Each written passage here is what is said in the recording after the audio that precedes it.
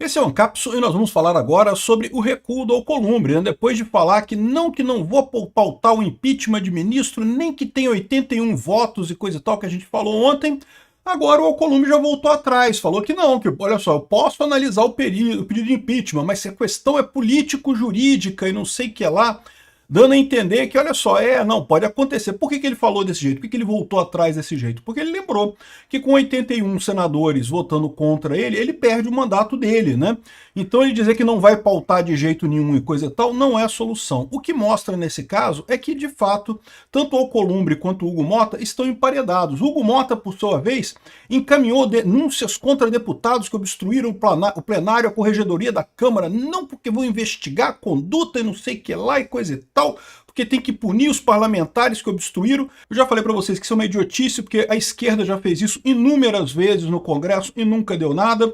Mas mais do que isso, é uma idiotice por quê? Porque depois de passar pela corregedoria da Câmara, isso vai ser votado no Conselho de Ética da Câmara, que tem maioria do PL. Olha que coisa. Então a chance de ter alguma punição é muito pequena para os 5 parlamentares que teriam ocupado a cadeira aqui, o Pollon, o Bilinski, o Marcel Van Hatten, coisa e tal. Agora, existe um detalhe nessa história, tá? Porque ele colocou junto também a moça do PT do Mato Grosso do Sul, a Camila Jara, que teria empurrado o Nicolas lá também no meio da confusão, e daí os 6 vão ser avaliados. 5 pessoas do PL, não, desculpa, o Marcel Van Hatten do Novo, mais 4 do PL, e essa moça do PT vão ser os 6 avaliados, né?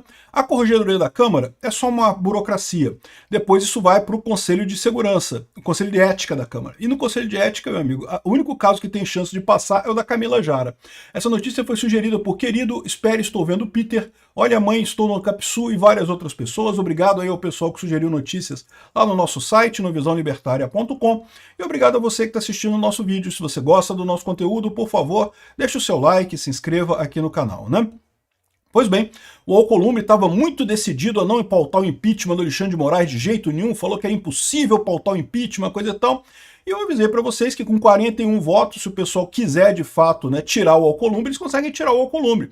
A votação de 41 votos é o que precisa para tirar o presidente da Câmara, o presidente do Senado, né? E aparentemente havia realmente gente propondo esse tipo de coisa, tanto que o Alcolumbre voltou atrás.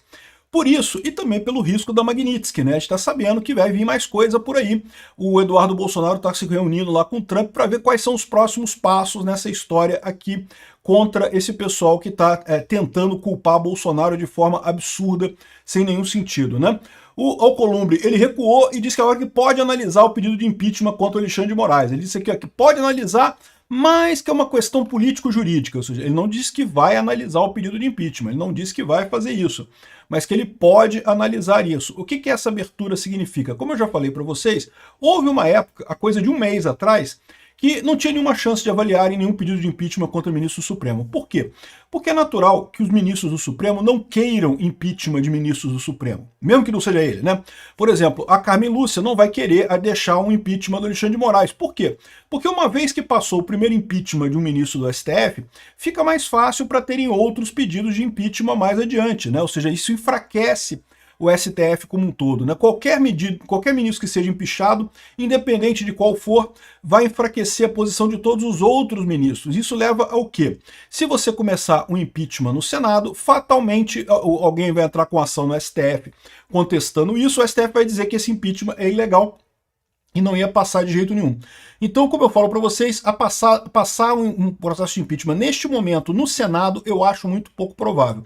Talvez lá em 2027, quando a gente tiver a maioria folgada no Senado, a coisa mude de figura, mas neste momento, do jeito que está a coisa no Senado, nesse momento, poderia até iniciar o processo, já seria uma coisa positiva, como eu falei, porque quando começa o processo do impeachment de ministro do Supremo, o ministro já é afastado das suas funções para o período de investigação. Então isso já tiraria o Alexandre de Moraes do julgamento do Bolsonaro nesse caso, né?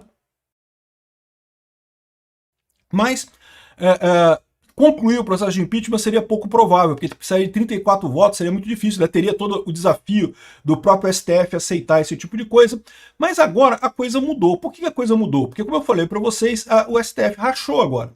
Você tem realmente muita gente ainda favorável ao Xandão, que não é muita gente que quer o Xandão, mas os ministros do STF estão todos preocupadíssimos da postura do Alexandre de Moraes jogar o STF numa quebra institucional completa, né?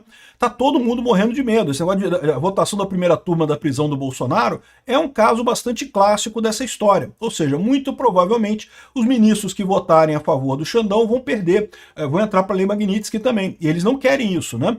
Então, ou seja, ficou uma situação em que agora existe uma força para resolver o problema. Aí a questão toda é como que resolve o problema lá em Brasília. E não tem ninguém muito certo sobre como fazer isso. Uma das maneiras é aprovando anistia no Congresso. Aprova-se anistia, o Bolsonaro é liberado da coisa e pronto. Certamente o Lula vai reclamar, o STF vai reclamar, vai todo mundo reclamar, mas deixa passar, o Congresso passou e acabou, né? Resolve-se o problema. Outra maneira de resolver o problema é com o impeachment do Alexandre de Moraes. Eu sei que o pessoal lá do STF tá puto com o Alexandre de Moraes porque não queria ser envolvido nessa briga que ele arrumou com o Trump agora, né? Muita gente está culpando o Alexandre de Moraes, não por prender Bolsonaro, tá? Isso eles queriam. Que prender Bolsonaro, todos querem isso com muita clareza, né? O problema é que o jeito como o Alexandre de Moraes fez a coisa, a maneira absurda como ele fez esse negócio, esse movimento, certamente vai deixar, né, a coisa frágil por ali, né? Vai acabar comprometendo a credibilidade do STF, não só aqui no Brasil, mas no mundo todo, né? Por mais que o pessoal da esquerda esteja dizendo que não, que é um absurdo Trump usar Magnitsky no Alexandre de Moraes, não sei o que lá, na prática, qualquer um que pare e olhe a situação em si, vê que o Trump está certo nesse caso, que de fato o Alexandre de Moraes está forçando a barra nessa história toda e não tem como manter, não tem como levar isso na normalidade, né, do jeito normal, né? Então, o que acontece nesse caso, né? Existe uma pressão por uma solução lá em Brasília, e essa solução pode incluir o impeachment do Alexandre de Moraes. A gente não sabe ainda qual vai ser a solução que eles vão fazer por lá, né? Então, essa é a situação. O Alcolumbre ficou muito chateado, porque ele perdeu a autoridade, e perdeu mesmo. Tanto o Alcolumbre como o Mota ficaram numa posição muito difícil. O Mota pior ainda, porque o Mota foi totalmente escanteado pelos líderes partidários, né? E, de novo, se o Centrão quiser, junto com o PL, tira o Mota. É a mesma situação do Alcolumbre, tem voto para tirar o Mota. Então o Mota tem que ficar pianinho nessa história, né? Aí é lógico, o pessoal estava reclamando que ele tinha que punir os bolsonaristas e não sei o que lá, porque chamaram de golpe, não sei o que lá. Aí o Mota encaminhou as denúncias para a Corregedoria da Câmara, ou seja, isso aqui quer dizer que nada vai acontecer, porque vai ser feita a investigação, vai se chegar a Corregedoria da Câmara, ela apronta um relatório que tem que ser votado na Comissão de Ética da Câmara. A Comissão de Ética da Câmara tem ampla maioria da direita, então não vai ter problema nenhum, ninguém vai ser punido por isso. A única que corre o risco é justamente a do PT, que empurrou o Nicolas lá, né? Eu não falei sobre esse negócio do empurrão da Jara com o Nicolas, porque eu achei uma besteira tão grande isso, pô, não tem nada demais, na verdade, foi uma confusão ali, um monte de gente empurrando todo mundo, não sei nem se a moça fez de propósito isso ou não, mas ela arrisca perder o mandato dela, tá?